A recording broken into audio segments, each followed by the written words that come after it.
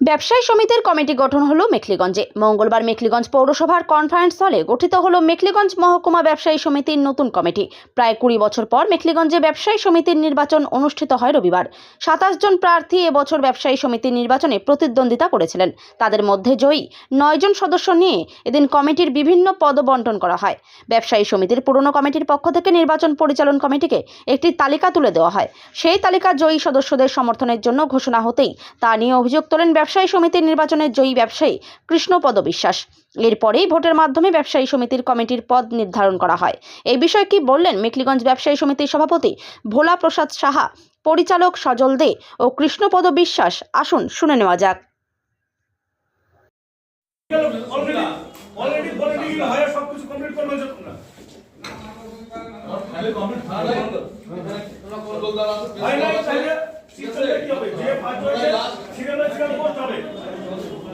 যে ফার্স্ট হয়েছে serial post হবে, এটাই সিস্টেম ছিল।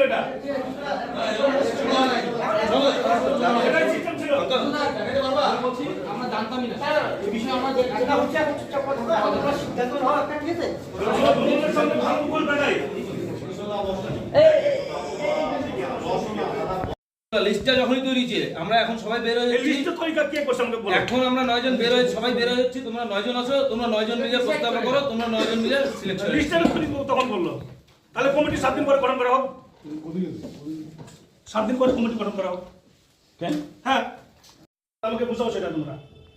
সুষ্ঠু সম্পন্ন, এখানে প্রত্যেকের একটা সম্মান আছে, ছোট বড় সম্মান আছে। আমি শুনতে চাই, প্রত্যেকের ছোট বড় সম্মান আছে। এবার ফার্স্ট যে হয়েছে বেশি ভোট পেয়েছে তাকে সভাপতি, সেকেন্ড যে হয়েছে কি সেক্রেটারি, আমি থার্ড পজিশনে আছি। না না না, কথা বলছি, আমি থার্ড পজিশনে আছি। এখানে আমার কোনো জায়গায় নাম নেই। অ্যাকচুয়ালি আমার চিন্তা ভাবনাটা একেবারেই আলাদা। মানে ব্যবসায়ী সমিতির যে কাজগুলো রয়েছে সেই কাজগুলো আমাদের সেক্রেটারি সাহেব আছেন রাজিসাম লাখুটিয়াজি, উনি টোটাল কাজ উনি দেখবেন ব্যবসায়ী সমিতির ভিতরে যা যাবতীয় কাজ আছে। কারণ ওনার কাছে বিগত কয়েক বছরের এক্সপিরিয়েন্স আছে, ওনার কাছে সেই ট্যালেন্ট আছে, উনি দেখবেন। আমি ওনাদের সাথে সবসময় পাশে থাকবো, কাছে থাকবো। আমার একটা নতুন চিন্তা ভাবনা আছে, যেটা আমি সেক্রেটারি সাহেবকে বলবো, সেটা যাতে কার্যকরী হয়। আমি চাইছি যে ব্যবসায়ী সমিতিও সমাজের একটা মেরুদণ্ড, এটাকে যাতে শক্তিশালী করতে পারি। ব্যবসায়ী সমিতির পক্ষ থেকে আমরা বিভিন্ন ধরনের সামাজিক অনুষ্ঠান, যেমন শিক্ষা সংস্কৃতির জগতেও আমরা সাংস্কৃতিক অনুষ্ঠান করতে পারি। দুস্থ বাচ্চাদের কিছু বই খাতা কলম দিতে পারি, বা বছরে একটা ব্লাড ডোনেশন ক্যাম্প করতে পারি। সেই জিনিসগুলো যাতে ঘটে সমস্ত আমাদের ব্যবসায়ী সমিতির মাধ্যম দিয়ে।